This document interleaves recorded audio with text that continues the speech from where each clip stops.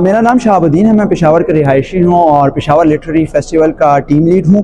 Peshawar literary festival का मकसद ये है कि हम अदब की जो रिवायत है उसको दोबारा से इस माशरे में परवान चढ़ा सकें। और सबसे अहम बात ये कि हम एक जवान मुल्क हैं। यहाँ पर 50 से 60% के लोग नौजवान हैं जो कि कल के मुस्तकबिल का फ़ैसला करेंगे। और जब तक अदब और तहज़ीब से वो वाकिफ़ नहीं होंगे, वो अपने जड़ों से वाकिफ़ नहीं होंगे, तब तक वो अपनी तरक्की की जो पौधे बीज हैं वो नहीं बो पाएंगे। तो यही मकसद है कि हम लोगों को जो कि अदब से दूर हो गए हैं और उनके पास अपने ख्यालात के इजहार का मौका नहीं मिलता, प्लेटफॉर्म नहीं मिलता, उनको वो प्लेटफॉर्म मिल सके और अदब से वो लगाव जो है वो नौजवानों, बच्चों और बड़ों में यकसां तौर पर हम मुतारफ़ करवा सकें। अच्छा, ये बुनियादी तौर पर 2018 में हम आइम साइंसेस के स्टूडेंट्स से उन्होंने मिलकर ये सोचा कि लाहौर में, कराची में, इस्लामाबाद में, कोयटा में मुख्तलिफ ऐसे शहर हैं जहाँ पर अदबी मेले हो रहे होते हैं। तो पेशावर एक खैबर पख्तूनख्वा का दारुल खिलाफा शहर है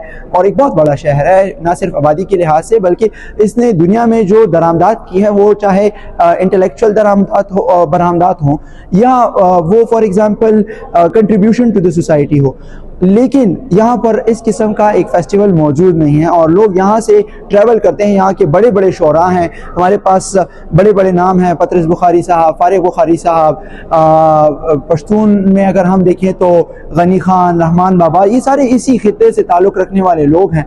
लेकिन इन्हीं का जो फ़न है वो दुनिया बाहर और शहर बाकी सेलिब्रेट कर रहे हैं और हम उसको सेलिब्रेट नहीं कर रहे। और अदब से हमारा जो लगाव है वो दिन ब दिन कम होता जा रहा है। तो यही मकसद था कि हम इस किस्म के मेले को रचा सकें जहाँ पर नौजवान अपनी तवानाइयों से अदब के साथ मोहब्बत और शगफ को दोबारा बहाल करवा सकें। अच्छा, हम हर सीज़न में कोशिश कर रहे हैं कि कोई ऐसी चीज़ ला सकें पेशावर के लोगों के लिए जो कभी ना लाई गई हो। मिसाल के तौर पर पहले में सीज़न में हम थिएटर लाए थे और दास्तान गोई लाए थे। दूसरे में फिर हमने थिएटर और दास्तान गोई को मिलाकर उसकी प्रेजेंटेशन की थी और एक ऐसे म्यूज़िकल नाइट रखी थी जहाँ पर एक पश्तून गुलकार जो है वो उर्दू और पश्तो दोनों में क्लासिक अंदाज में परफॉर्म कर रहा था। तीसरे में हमारा ये है कि हम पोइट्री को म्यूज़िकल लय में पढ़ना और उसकी जैमिंग करना, उसके लिए हमने लाहौर से आर्टिस्ट बुलाए हैं। तो हमारी कोशिश यही है कि हम हर खित्ते के दानिश्वरों को, हर इलाके के दानिश्वरों को पेशावर के लोगों से मुतारफ़ करवा सकें, पेशावर का जो एक नेगेटिव इमेज है उसको रिड्यूस कर सकें और बता सके कि कितने हम अदब से के दिलदादा हैं, हम कितने अदब के शौकीन हैं और अदब कैसे हमारे खून में रची बसी हुई है। तो कमियां, मेरे ख्याल से वो मैं कमियां एक मनफी लफ्ज़ होगा, मैं कहूँगा कि नई चीज़ें मुतारिफ़ करने के लिए बहुत सारी हैं, हमारे बहुत सारे प्लान्स हैं जो इंशाल्लाह आप आगे आते हुए सीजन में देखेंगे। सीज़न 1 से लेकर सीज़न 3 तक बच्चे असल में इस माशरे का बुनियादी हिस्सा हैं। तो सीज़न 1 में भी हमने बच्चों की अदबी एक्टिविटीज़ रखी थी ताकि वो तफरीह के साथ अदब को समझ सके। तो उसमें हमने story telling sessions, games, modelling, for example tongue twisters और ऐसे मुख्तलिफ़ किस्म की एक्टिविटीज़ जो बच्चों की तख्लीकी सलाहियत को उभार सके। और इसका मकसद ये था कि आजकल की इस डिजिटल दौर में हो ये गया है कि बच्चों की तख्लीकी सलाहियत जो है वो बहुत मुतासिर हुई है क्योंकि वो इस किस्म की सरगर्मियों में हिस्सा नहीं ले रहे। तो ये इस किस्म की सरगर्मियों का मकसद ये था कि बच्चों की तख्लीकी सलाहियतों को परवान चढ़ाया जा सके और वो बचपन से ही जब आप उनमें अदब का शगफ परवान चढ़ा दोगे तो आगे में वो अदब के लिए इसी तरह काम करते रहेंगे। गवर्नमेंट लेवल से कोई साथ सपोर्ट्स है कि नहीं? बिल्कुल, हमारे साथ जो बुनियादी सपोर्टर हैं वो directorate of youth affairs Khyber Pakhtunkhwa है जो कि पिछले दो सीज़न से, मतलब तीसरे सीज़न में भी, पहले सीज़न में, दूसरे में और तीसरे में हमें सपोर्ट करते आ रहे हैं। और ना सिर्फ हमें इस अदबी एक्टिविटीज़ में सपोर्ट कर रहे हैं बल्कि नौजवानों के इसके किरदार को सपोर्ट कर रहे हैं। वो वर्कशॉप्स को हमारी स्पॉन्सर करते हैं, वो हमारी एक्टिविटीज़ को, यंग पोइट्स को, तो उनकी तरफ से काफ़ी सपोर्ट है। Khyber Pakhtunkhwa culture and tourism authority की तरफ से ये वेन्यू हमें फ्री में प्रोवाइड किया गया है। तो ये हायर एजुकेशन डिपार्टमेंट की तरफ से हमें काफ़ी सपोर्ट मिली है ट्रेनिंग आउटरीच में। तो हाँ, अगर हुकूमत को आप सही अंदाज में खुद करके दिखा देते हो कि कम पैसों में आप ज़्यादा इम्पैक्ट कर सकते हो तो डेफिनेटली आपको सपोर्ट करेंगे। हमारे तो इरादा ये है कि पेशावर से ये जो हमने बीज बोया है ये पूरे खैबर पख्तूनख्वा में हम फैला सकें और अपने इस अदब को ना सिर्फ अपने लोगों के साथ मुतारफ़ करवा सके बल्कि पूरी दुनिया में मुतारफ़ करा सके। तो it is big for us now, अभी भी बहुत बड़ा है और आगे भी इंशाल्लाह इसको हम काफ़ी बड़ा देखते हैं। मेरे ख्याल से जोश और अदब का मेल साथ में होगा नहीं, तो मैं यही कहूँगा कि अपनी तवानाइयाँ हम जितनी भी पुरअसर और मुस्बत एक्टिविटीज़ में सर्व करें वही हमारे खित्ते को, हमारे लोगों को और हमारे मुल्क को फ़ायदा पहुँचाएंगे। लिया है कंटेंट क्रिएटर के ऊपर, तो इसके हवाले से क्या कहना चाहेंगे?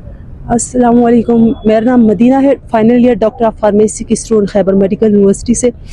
मैं आज अपनी क्लासेस छोड़ के आई हूँ यूनिवर्सिटी से यहाँ पे, क्योंकि मेरा इंटरेस्ट अब भी 1 साल से बढ़ रहा है ये फ्रीलांसिंग और डिजिटल मार्केटिंग की तरफ और ये यूट्यूब चैनल्स की साइड पे। तो मैं सोच रही हूँ कि अपना ये जो आइडिया है भी थोड़ा बहुत मुझे, लेकिन ये कि प्रॉपर मेरे पास उस तरह की गाइडेंस नहीं है जिस तरह एक बंदे के पास होनी चाहिए। तो कंटेंट क्रिएशन का और डिजिटल मार्केटिंग की वर्कशॉप के लिए फिर मैं यहाँ पे आई और अभी जो मैंने क्लास ले ली वो कंटेंट क्रिएशन की, वो बहुत अच्छी थी, बेस्ट थी। उन्होंने गाइड किया कि किस तरह से अपनी स्टोरी को कैसे प्रमोट करना है, आपको कंटेंट कैसा होना चाहिए, रियल होना चाहिए। तो माशाल्लाह से जिस तरह उन्होंने गाइड किया, मुझे लगता है कि अब मैं इस काबिल हूँ थोड़ी बहुत कि मैं कंटेंट राइटिंग कर सकूँ और एक स्टोरी को कैसे जनरेट करते और कैसे फिर उसको आगे प्रमोट करते अपने ऑडियंस तक कैसे पहुँचाया जा सकता। बिल्कुल, आपको तो पता है पाकिस्तान में तो क्या है, हर बंदा जो है वो कोशिश कर रहा है कि पाकिस्तान से बाहर जाए। तो हमें मसला क्या है कि हमें वो स्किल्स प्रोवाइड नहीं की जा रही, इस तरह का एनवायरनमेंट हमें नहीं मिल रहा जहाँ पे हम लोग प्रैक्टिस कर सके, जहाँ पे हमारा माइंड पॉलिश हो सके कि हम में ये एबिलिटी है। हम लोग ज़्यादा से ज़्यादा क्या ही कर रहे हैं कि यूनिवर्सिटी जाते हैं और वो टीचर स्लाइड से पढ़ाता है या बोर्ड पे पढ़ाता है, तो वो पढ़ाता है और हम लोग आके वो एग्जाम्स उसी को रट आ गए। इस तरह की चीज़ें होनी चाहिए, प्रैक्टिकल वर्क होना चाहिए। हमारी ग्रोथ ऐसे एनवायरनमेंट में होनी चाहिए ताकि हम लोग जब यूनिवर्सिटी से निकले तो हमें पता होना चाहिए कि हम लोग फील्ड वर्क कैसे कर सकते और कैसे करते। तो हमारे पाकिस्तान में तो ये चीज़ बिल्कुल ज़ीरो और वाकई होनी चाहिए और हम फीमेल्स के लिए तो बिल्कुल होना चाहिए ताकि हम लोग अपने घर वालों पे या किसी पे भी डिपेंडेंट ना हो। सबसे पहले तो मेरा नाम अलीशा है, मैं यूनिवर्सिटी ऑफ पेशावर की स्टूडेंट हूँ और आज मुझे एक एडवर्टाइजमेंट के थ्रू यहाँ लिटरली फेस्टिवल का पता लगा जो कि निश्तर हॉल में था। और हमें नहीं पता था स्पीकर कौन है, लेकिन जब हम यहाँ आए तो हमें पता लगा कि अदील अहमद साहब जो है वो यहाँ पे स्पीकर थे और कंटेंट क्रिएशन के हवाले से हमारा जो सेशन था वो हुआ। और लेकिन मेरा पहला इवेंट था जो मैंने कंटेंट क्रिएशन पे किसी प्रोफेशनल से मैंने सीखा कुछ, तो बहुत बहुत अच्छा था। उन्होंने बताया कि स्टोरी टेलिंग किस तरह होती है, उन्होंने डिफरेंट चीज़ें उसमें बताई जो कि मेरा नहीं ख्याल कि किसी चैनल्स के थ्रू हमें पता लग सकती है। तो उन्होंने हमें बहुत अच्छी और इंसाइटफुल चीज़ें बताई थी जो कि ऑब्वियसली हम जैसे जो छोटे मोटे राइटर्स होते हैं और जो इमर्ज हो रहे होते हैं तो उनके लिए बहुत अच्छा साबित होता है ये।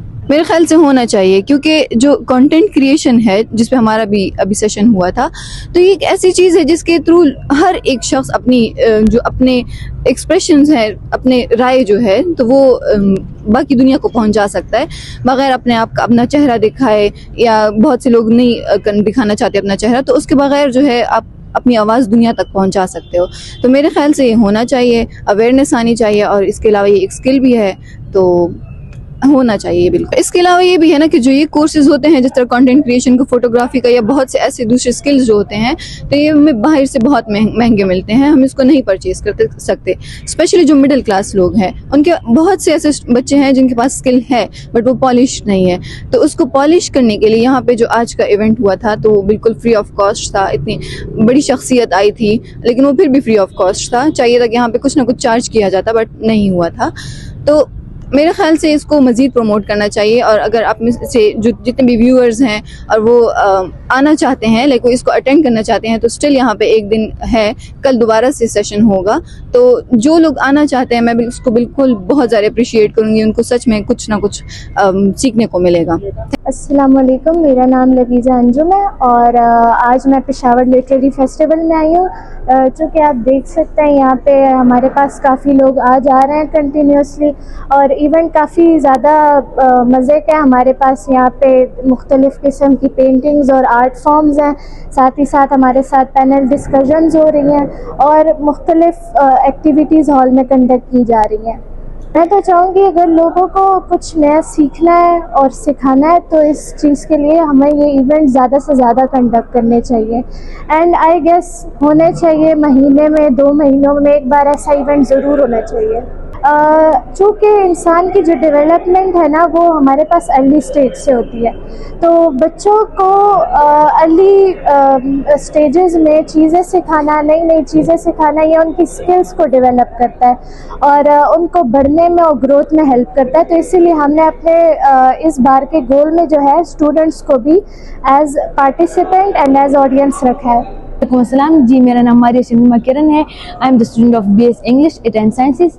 एंड आज के इवेंट के बारे में मैं ये कहूँगी कि ऐसे इवेंट्स हर जगह होने चाहिए जो तारीख़ और जो पुराना जो कल्चर है हमारा वो रिवाइव करे। और बच्चों के लिए जो है हमने डिफरेंट एक्टिविटीज़ अरेंज की थी, तो इस तरह इवेंट्स होने चाहिए और बहुत इंटरेस्टिंग है, बहुत कुछ सीखने को मिला इस इवेंट से हमें। और ये कि इसमें जो है ये हर एज के लिए, इस तरह नहीं कि स्पेसिफाई कि हमने जो है सिर्फ यूथ के लिए रखा या ओल्ड एज, इसमें बच्चों के लिए भी एक्टिविटीज़ है, ओल्ड एज के लिए भी है और यूथ के लिए भी है। मेरा नाम सकीना रविश है, मर्दान से मेरा ताल्लुक़ है और मैंने किताब लिखी है उर्दू शायरी की जिसका नाम है मोहब्बत दिल की धड़कन है।